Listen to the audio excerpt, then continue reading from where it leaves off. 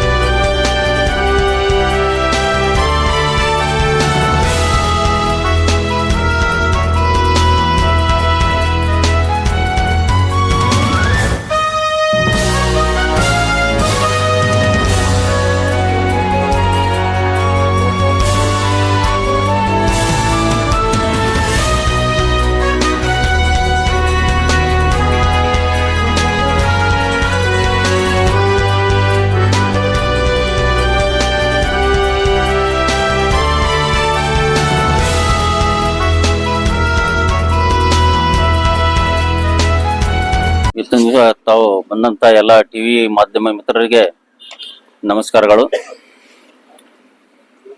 ಇವತ್ತಿನ ದಿವಸ ಈ ಒಂದು ಪ್ರೆಸ್ ಮೀಟ್ ಅನ್ನ ಕರೆಯುವ ಉದ್ದೇಶ ಅಂತ ಅಂದ್ಬಿಟ್ರೆ,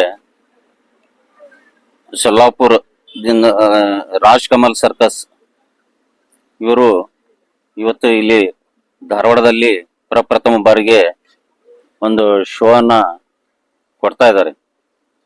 ಇದು ಈಗಾಗಲೇ ದಿನಾಂಕ 27/11/24 ಪ್ರಾರಂಭ ಆಗಿದೆ. ಇವತ್ತಿಗೆ 2 ದಿವಸ ಆಯಿತು ಪ್ರಾರಂಭ ಆಗಿ.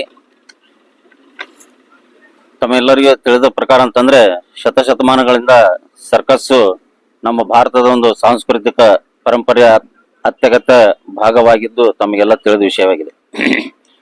ಈ ಹಿಂದೆನೂ ಕೂಡ ಸಾಕಷ್ಟು ಸರ್ಕಸ್ ಕಂಪನಿಗಳು ಇದ್ವು. ಸುಮಾರು 1920ರಲ್ಲಿ ಗ್ರೇಟ್ ರೇಮನ್ ಸರ್ಕಸ್ ಅಂತ ಹೇಳಿ ಅದು ನಮ್ಮ ಇಂಡಿಯಾದಲ್ಲಿ ಪ್ರಾರಂಭ ಆಗಿದ್ದು. ಅದೇ ರೀತಿ ಗ್ರೇಟ್ ಬಾಂಬೆ ಸರ್ಕಸ್ ಬಂತು.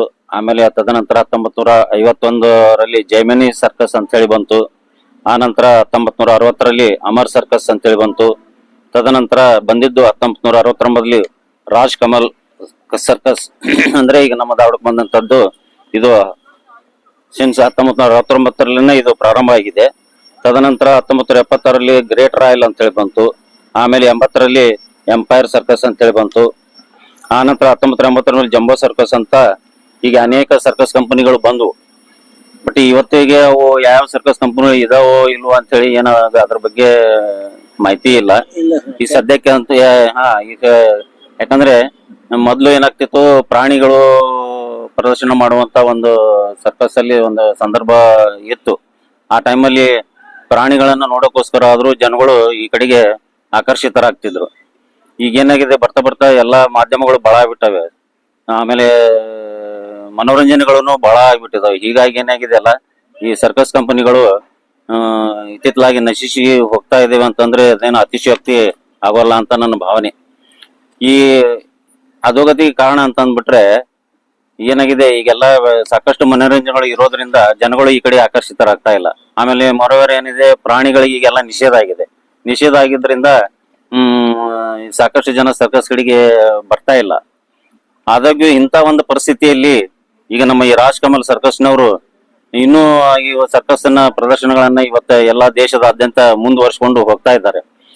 ಇದು ಅವರ ಒಂದು ಗ್ರೇಟ್ನೆಸ್. ಯಾಕಂದ್ರೆ ಒಂದು ಲಾಭ ನಷ್ಟನ ಯೋಚನೆ ಮಾಡದೇನೆ ಈಗ ಸಾಧ್ಯ ಆದಷ್ಟು ಅವ್ರದ್ದು ನಷ್ಟದಲ್ಲೇನೆ ನಡೀತಾ ಇದೆ ಅಂತ ಅಂದ್ಕೋಬಹುದು. ಅವ್ರು ಹೇಳ್ತಾರೆ ಅಷ್ಟು ಮೊದಲಷ್ಟು ನಮ್ಗೆ ಇದರಲ್ಲಿ ಲಾಭ ಸಿಗ್ತಾ ಇಲ್ಲ, ಎಷ್ಟೋ ಸರ್ತಿ ನಾವು ಕೈಯಿಂದಾನೆ ನಾವು ದುಡ್ಡು ಹಾಕಿ ನಾವು ಖರ್ಚು ವೆಚ್ಚಗಳನ್ನ ನಿಭಾಯಿಸ್ತಾ ಇದ್ದೇವೆ ಅಂತ ಹೇಳಿ ಅಂದ್ಬಿಟ್ಟು.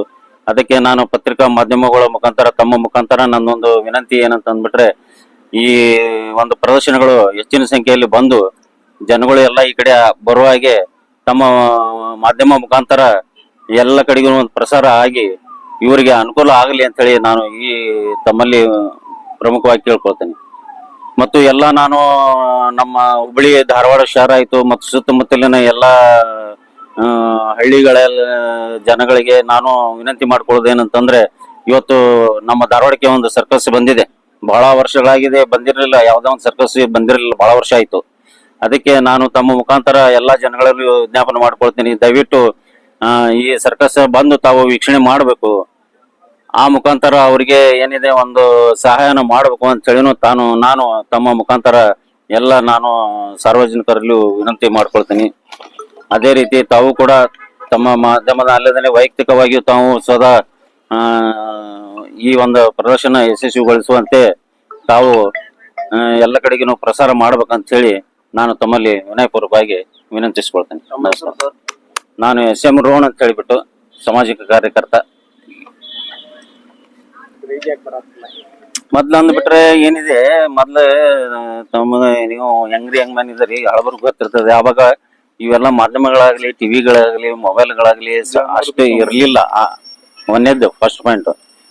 ಸರ್ಕಸ್ ಆಯ್ತು, ನಾಟಕ ಆಯ್ತು, ಮೊದ್ಲೆಲ್ಲ ಎಂತಂದ್ರೆ ಡೊಂಬರಾಟ ಬರ್ತಿತ್ತಲ್ಲ, ಸೈಕಲ್ ಹೊಡೆಯೋದು, ಅಂತವೆಲ್ಲ ಬಂದ್ರು ಜನಗಳು ಹೋಗ್ತಾ ಇದ್ರು. ಈಗ ಏನಾಗಿದೆ, ಸಾಕಷ್ಟು ಮನೋರಂಜನೆಗಳಿದಾವೆ.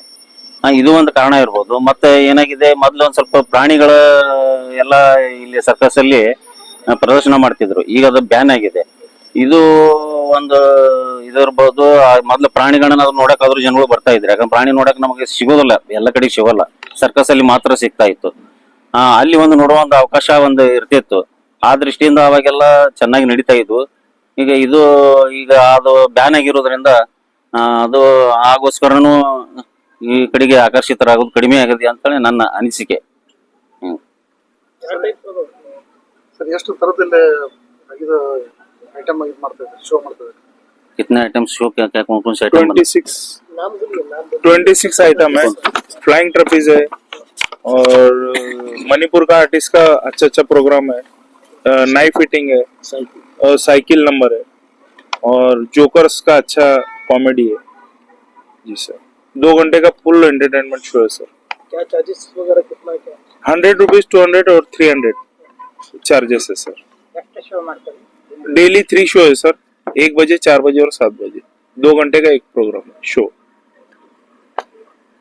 कितने साल हुआ तुमको ये करने में? हम लोग का 3rd जनरेशन है सर। 1969 से हम लोग सर्कस चला रहे हैं सर। पहले को अभी को तुमने क्या डिफरेंट लग रहा है? बहुत डिफरेंट है सर। 90% डिफरेंस है। 90% मतलब डिफरेंट हो गया सर।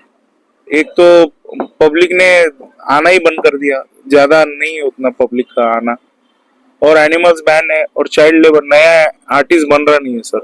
ये सर्कस सीखने के लिए बचपन से ही इसमें मेहनत करना पड़ता है। चाइल्ड लेबर का प्रॉब्लम आ रहा है। हाँ, चाइल्ड लेबर, एक तो नया आर्टिस्ट नहीं बन रहे सर, और एनिमल्स बैन है सर, इसलिए ಹಾಗಲ್ಲ. ಯಾಕಂತಂದ್ರೆ ಈಗ ಹಾಗೆ ನೋಡಿದ್ರೆ ಎಲ್ಲಾ ನಾಟಕ ಕಂಪನಿಗಳು ಇದಾವೆ, ಮತ್ತೆ ಬೇರೆ ಬೇರೆ ಇದಾವೆ. ಕಡೆಗಣಿಸೋದು ಪ್ರಶ್ನೆ ಅಲ್ಲ. ಇವ್ರು ಗಂಭೀರ ಸರ್ಕಸ್ ಕಂಪನಿಗಳಿಗೆ ಸರ್ಕಸ್ ಕಂಪನಿಗೆ ಯಾವ್ದೇ ಒಂದು ಸರ್ಕಾರದಿಂದ ಒಂದು ಸಹಾಯ ಸಹಕಾರ ಸಿಗ್ಲಿ, ಆಗ್ಲಿ ಅಂತೇಳಿ ನನ್ನ ಒಂದು ವಿನಂತಿ. ಏನ್ರಿ, ಇವ್ರನ್ನು ಒಂದ್ ಸ್ವಲ್ಪ ಅವ್ರ ನಜರ್ಲಿ, ಸರ್ಕಾರ ನಜರ್ಲಿ ಬರಲಿ. ಇವ್ರಿಗೇನು ಸಹಾಯ ಮಾಡಕ್ಕಾಗ್ತದೋ, ಸಾಧ್ಯ ಆಗ್ತದೋ. ಯಾಕಂತಂದ್ರೆ ಇಲ್ಲಿ ನೂರಾರು ಸಾವಿರಾರು ವರ್ಕರ್ಸ್ ಇರ್ತಾರೆ, ಅವ್ರನ್ನೆಲ್ಲ ಇವರು ಮೇಂಟೈನ್ ಮಾಡ್ಬೇಕಾಗ್ತದೆ. ಈಗಿನ ಕಾಲದಲ್ಲಿ ಏನಿದೆ, ಈಗ ನಡೀತಾ ಇದ್ರೆ ಅದು ತೊಂದರೆ ಇಲ್ಲ. ಯಾಕಂದ್ರೆ ಬಹಳ ಗಂಭೀರ ಪರಿಸ್ಥಿತಿಯಲ್ಲಿ ಇವು ಇದಾವೆ. ಇವನ್ನ ಉಳಿಸಿ ಬೆಳೆಸ್ಕೊಂಡು ಹೋಗೋದು ಸರ್ಕಾರದ ಒಂದು ಆದ್ಯ ಕರ್ತವ್ಯ ಅಂತ ನಾನು ಭಾವಿಸ್ಕೊಳ್ತೇನೆ. ಯಾಕಂದ್ರೆ ಇವೆಲ್ಲ ನಮ್ಮ ಸಮಾಜಕ್ಕೆ ಅವಶ್ಯಕತೆ ಇರಕ್ಕಂತಾವು ಇವು. ಯಾಕಂದ್ರೆ ಸಮಾಜಕ್ಕೆ ಒಂದು ಒಳ್ಳೆ ಮೆಸೇಜ್ ಕೊಡುವಂತಾವು ಇವೆಲ್ಲ ಸರ್ಕಸ್ಗಳಾಯ್ತು. ಏನ್ರಿ, ಕೆಲವೊಂದು ಮಾಧ್ಯಮಗಳಿಂದ, ಸರ್ಕಸ್ಗಳಿಂದ, ಮನೋರಂಜನೆಯಿಂದ ಸಮಾಜಕ್ಕೆ ಒಳ್ಳೆ ಮೆಸೇಜ್ ಅನ್ನು ಕೊಡುವಂತವು ಇರ್ತಾವಲ್ಲ, ಅವೆಲ್ಲ ನಮಗೆ ಸಮಾಜಕ್ಕೆ ಅವಶ್ಯಕತೆ ಇದೆ. ಸೊ ದಟ್ ಏನಿದೆ, ಇವನ್ನ ಉಳಿಸಿ ಬೆಳೆಸ್ಕೊಂಡು ಹೋಗುವುದು ಒಂದು ಸರ್ಕಾರದ ಒಂದು, ನಮ್ಮ ಸಾರ್ವಜನಿಕರು ಆಯ್ತು, ಸರ್ಕಾರದ ಒಂದು ಆದ್ಯ ಕರ್ತವ್ಯ. ಯಾಕಂತಂದ್ರೆ ಸರ್ಕಾರದಿಂದನೇ ಏನಾರ ಆಗ್ಬೇಕಲ್ಲ, ಸಾರ್ವಜನಿಕರಿಂದ ಅಷ್ಟೇ ಮಟ್ಟಿಗೆ ಆಗ್ಬಹುದು, ಇರ್ಲಿಕ್ಕಿಲ್ಲ. ಬಟ್ ಸರ್ಕಾರ ಇವುಗಳನ್ನು ಗುರುತಿಸಿ ಇವಕ್ಕೇನೋ ಒಂದು ಸಹಾಯಧನ ವಗೇರ ಸಿಗುವಂತೆ ಆಗ್ಲಿ ಅಂತೇಳಿ ನಾನು ತಮ್ಮ ಮಾಧ್ಯಮದ ಮುಖಾಂತರ ವಿನಂತಿಸ್ಕೊಳ್ತೇನೆ. ಸರ್ಕಾರಿ ಕಾರ್ಯಕ್ರಮದಲ್ಲಿ ನಿಮ್ಗೆ ಆದ್ಯತೆ ಕೊಡ್ಬೇಕಂತ ಗೌರ್ಮೆಂಟ್ ಪ್ರೋಗ್ರಾಮ್ ಸರ್, ಇಲ್ಲ ಸರ್ಕಾರ ಕಾರ್ಯಕ್ರಮ ಇದ್ದಾಗ ಹಂಗಲ್ಲ ನಾನು ಹೇಳಿ. ಮೈಸೂರು ಉತ್ಸವ ಹಿಂಗದು ನಡೆದಿರ್ತಾವ್ರಿ, ಅವಾಗ ನಿಮ್ಗೆ ಆದ್ಯತೆ ಇಲ್ಲ, ಅದು ಅಂತಂದ್ರೆ ಅದು 1 ದಿವಸದ ಇರ್ತದ, ಅದಾಗಲ್ಲ. ಅದು 1 ದಿವಸದ ಪ್ರೋಗ್ರಾಮ್ ಇರ್ತಾವ. ಅವರು ಈ 1 ದಿವಸದಲ್ಲಿ ನಾವು ಸರ್ಕಸ್ ಹೋಗಿ ಮಾಡಿ ಅಂತಂದ್ರೆ ಅದೇ ಹಾಗಲ್ಲ. ಏನೋ ಒಂದು ಅನುದಾನ ವಗೇರೆ ಗ್ರಾಂಟ್ ಸಿಗಿನ್ಸಿ ಏನಾದ್ರು ಅವ್ರಿಗೆ ಯಾವ್ದೋ ರೀತಿಯಿಂದ ಒಂದು, ಅಥವಾ ಒಂದು ಏನೋ ಅಲ್ಲಿ ಇರ್ತಕ್ಕಂಥ ಕಲಾಕಾರರಿಗೆ ಒಂದು ಸೈಟು ವಗೇರೆ ಏನೋ ಒಂದು what ever it may be, ಯಾವ್ದೋ ಒಂದು ರೂಪದಲ್ಲಿ ಸರ್ಕಾರದಿಂದ ಅವರಿಗೆ ಒಂದು ಸಹಾಯ ಆಗ್ಲಿ ಅಂತೇಳಿ ನಮ್ದೊಂದು